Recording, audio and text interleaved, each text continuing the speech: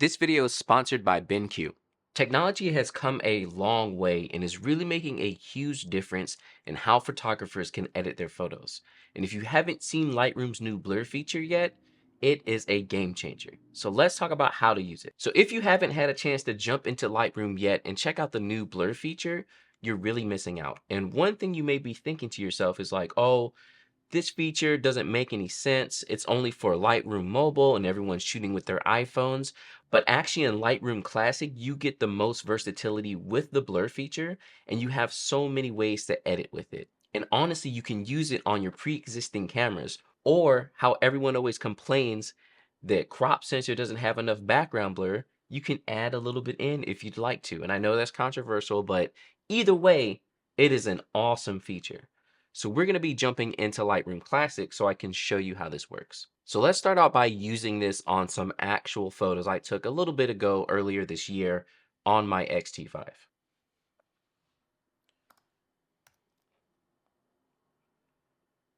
So like usual, I can edit my photos like I normally would. I have the natural fills preset, which I'm going to apply and go through my normal editing steps.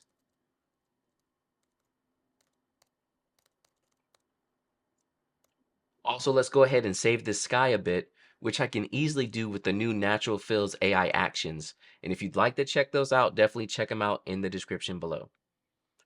So I have my sky save here.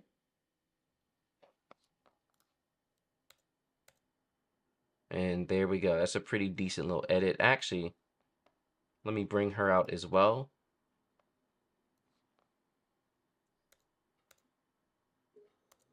Now keep in mind, to get such great colors out of my photos, it's not just the Natural Fills preset, but the monitor that I'm using. And BenQ's color accuracy is hands down some of the best in the industry. I've been using BenQ monitors since I started my business, and honestly, they have never let me down. The amazing color accuracy right out of the box, the fact that it's Thunderbolt 3 compatible so I can hook my MacBook Pro up to it, the hotkey puck so I can easily change settings, and all the ports on the back, which easily lets me connect other USB devices to my MacBook Pro through the monitor. But they just added a new ergo arm to their monitors, which makes them even better. The PD2706UA is a great example of this, with this ergo arm, which allows you to move and tilt your monitor any way you need. Between setting it up horizontally or vertically, being able to easily raise it and also pull it towards you, this monitor gives you so many options. It even has cable management built right into the arm so that you can have a nice clean desk setup. Also, it's USB-C, so it's easy to plug in any device and start using it almost immediately. And the monitor is going to charge your laptop the whole time, so this makes it very easy to plug in and use. With all the included ports as well, you're able to quickly plug in things to your monitor and use it as a full hub, which is something I absolutely love about it. If you want to check out BenQ monitors, definitely check out the link in the description below for 10% off of your monitor. Again, I swear by them. Here are some of my other reviews of them. I've been using BenQ for over 10 years and absolutely love their monitors. So now that I've edited my photo, we'll see here over on the side, I can scroll down and we'll get our new lens blur. So go ahead and turn that on.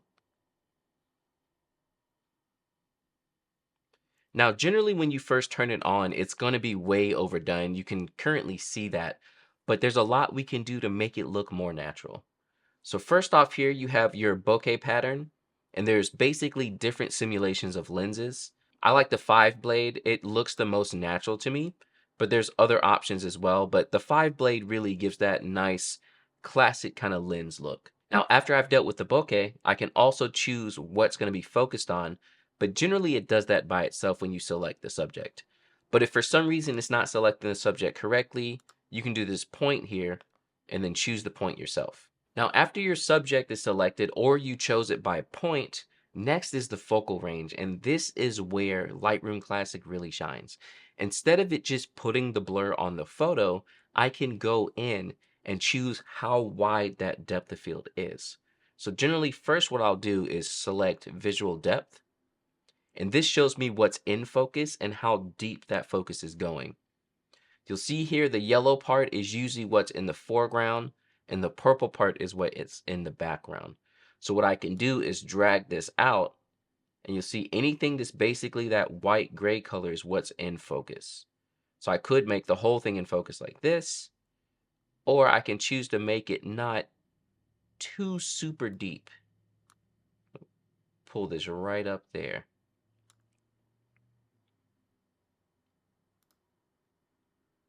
And now that I've done that, you can already see it starting to look a little bit more natural.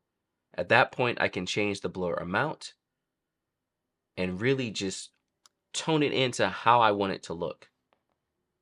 Here's a before and after.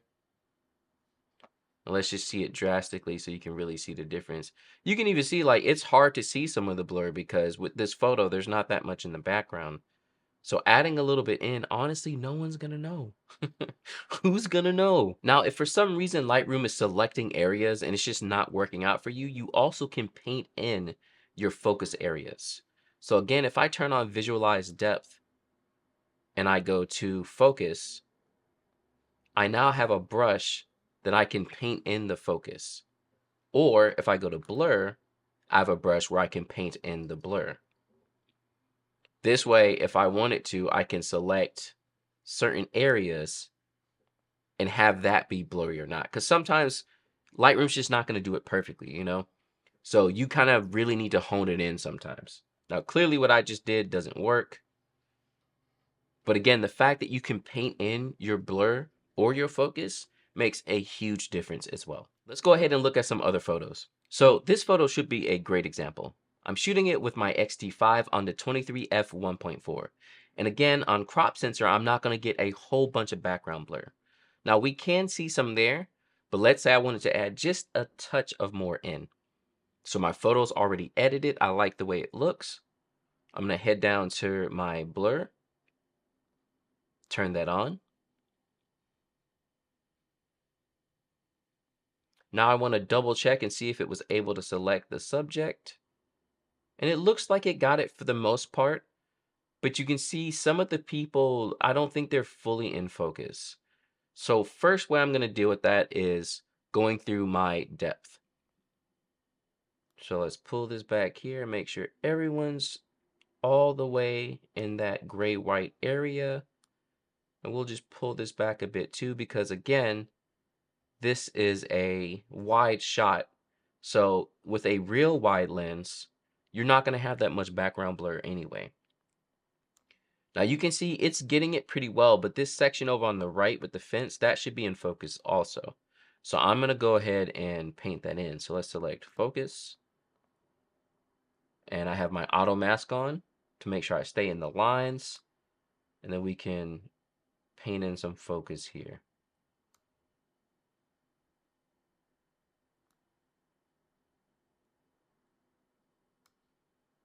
And then I was a little sloppy there. I'm going to get some blur back in here behind the fence.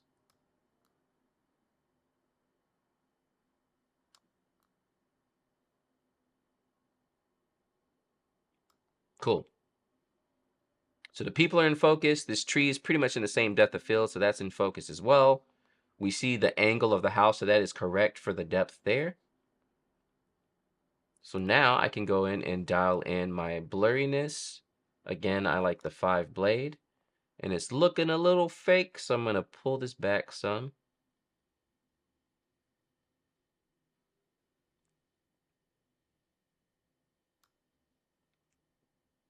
Usually I found that 15 to 20 range feels about right. The place where it probably looks the most awkward, just kind of, is around this guy here on the right side. But that's just because of the contrast is so different between the sky and him. So here's our before and after. And again, just a touch of blur. Not a whole lot. And that's the biggest thing. A lot of people want to sit around and be mad at new technological advances for editing your photos, but it's more so about figuring out the best way to use it for you and what's going to work for your photos to get a great result. Obviously, just blowing portrait mode on your photos is not the way to do it. What you want to do is finesse it in there so that you're doing it like an artist. It's just an art technique. Like, there's no reason at being mad at it. So another place where this helps out as well is if you're taking photos with your iPhone. Now, again, I've made shorts about it, which I'll link up above, but the fact that you can shoot in RAW already gives your photos a large amount of editing that you can do. Add on top of that this blur feature, and you can start making your photos look really good even though they were taken on an iPhone. So it's a little bit more powerful than portrait mode. I know a lot of people like to be mad about it, but let's actually check out how this works on a phone photo. So here's a shot I took on my iPhone, and I'm going to go ahead and edit it like I would any other photo because again, it's 48 megapixels and also is shot in RAW. Generally, I'll level it out first, apply the natural fills preset. From there, I go ahead and adjust.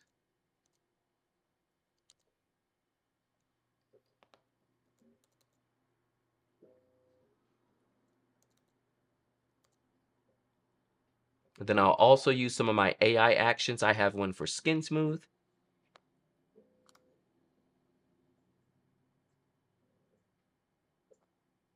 Think I can turn down the amount of that as well, so it's not too much. Awesome. So now I'm pretty happy with where this photo is. Here's a before and after. So that's just the raw adjustment. If anything, I'm going to pull the exposure back just a tiny bit. So now that I've done that, I can go ahead and add some blur as well. Go down to my blur feature here and turn it on. Make sure it found my subject. And so what it's trying to do is do a lot of foreground blur, but the way this was shot, that doesn't totally work out. So I'm going to adjust my focal range.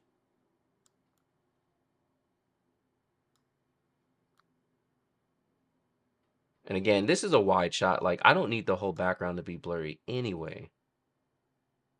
So that depth should really be around here. And I don't think it totally got the subject.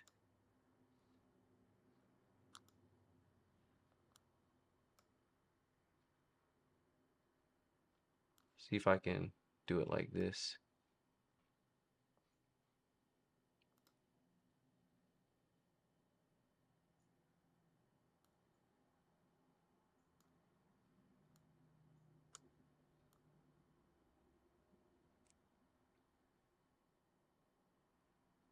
There. And that's where the blur really should be. Like, it's not really going to be anywhere else. She's the focus here. And I'm going to paint in some focus on her to make sure that it's really seeing all that as well.